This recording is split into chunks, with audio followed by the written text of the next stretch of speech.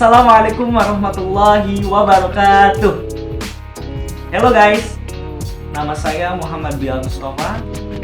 Di sini saya akan mereview buku yang berjudul Sejarah Sosial dalam Studi Islam, karya Bapak Profesor Ahmad Minhaji, PhD. By the way, sebelum kita mereview buku, bagaimana sih kegiatan kalian ketika di rumah saja? Apakah produktif ataukah kalian malas-malasan?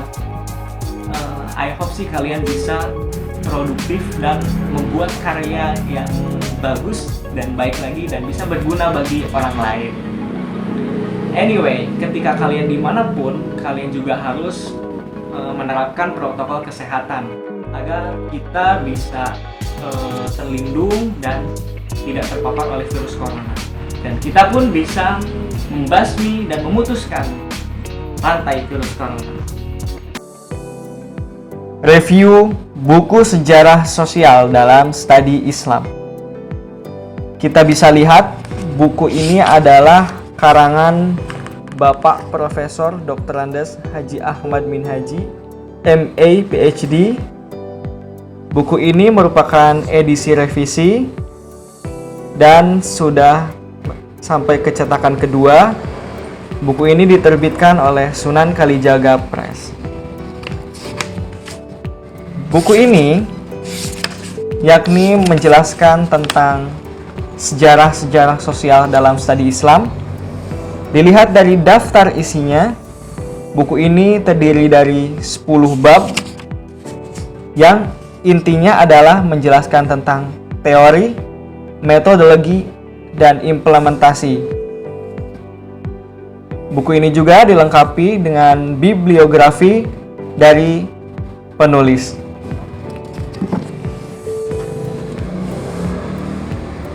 Ini adalah halaman belakang dari buku Sejarah Sosial dalam Studi Islam, di mana dalam halaman belakang ini ada tulisan yakni sinopsis dari buku ini.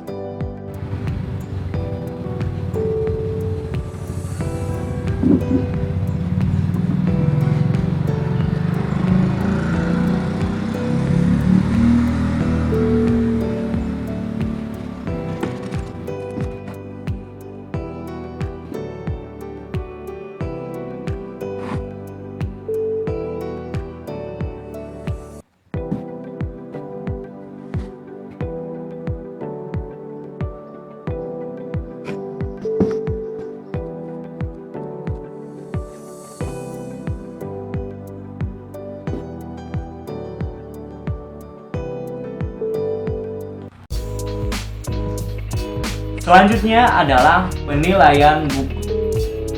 Perlu diketahui, dalam penilaian pasti ada kelebihan dan kekurangannya, termasuk dalam buku Sejarah Sosial ini.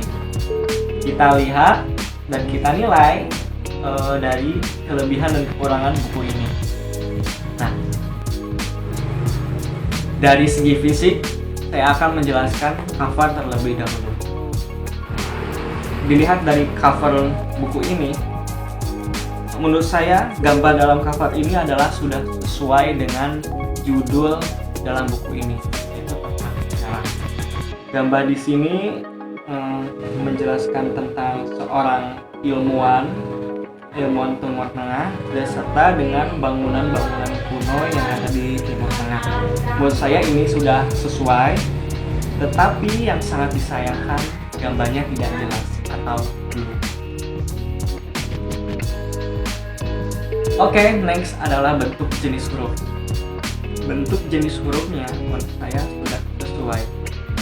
Karena apa? Di sini ukuran dalam cover sudah sesuai, tidak terlalu besar, tidak terlalu kecil, dan menurut saya gampang. Yang di dalamnya pun menurut saya di sini fontnya itu tidak asing lagi bagi saya sendiri, karena fontnya di sini gampang dibaca juga dan menurut saya nyaman untuk dibaca. Dan selanjutnya dari segi non fisik. Nah, yang pertama saya akan jelaskan dari isi buku ini. Menurut saya isi bukunya ini adalah sangat menarik. Karena apa? Buku ini menjelaskan tentang sejarah sosial, latar belakang munculnya, terus ada hubungan sejarah ini dengan sejarah yang lainnya, serta adanya juga teori dan metodologi yang ada di dalamnya. Buku ini juga bahasanya pun mudah dipahami dan menurut saya tidak membosankan. Karena apa? Di sini menurut saya berbeda dengan buku sejarah lainnya itu karena ini adanya metode penelitian. Selanjutnya adalah kualitas pengarang. Menurut saya untuk kualitas pengarang tidak diragukan lagi. Karena apa? Beliau sudah menuliskan karya-karya yang banyak. Khususnya ketika beliau menuliskan buku sejarah sosial ini, yaitu ketika beliau mempunyai pengalaman atau belajar di Institute of Islamic Studies Montreal, Kanada. Selanjutnya adalah manfaat dari buku. Menurut saya manfaatnya banyak. Salah satunya adalah buku ini membahas hal-hal penting seputar sejarah sebagai metode pendekatan dalam studi Islam dan juga aplikasi sekaligus implikasinya dalam studi Islam. Begitulah kelebihan dan kekurangan dalam buku ini. Menurut versi saya, setiap orang pasti mempunyai versinya masing-masing.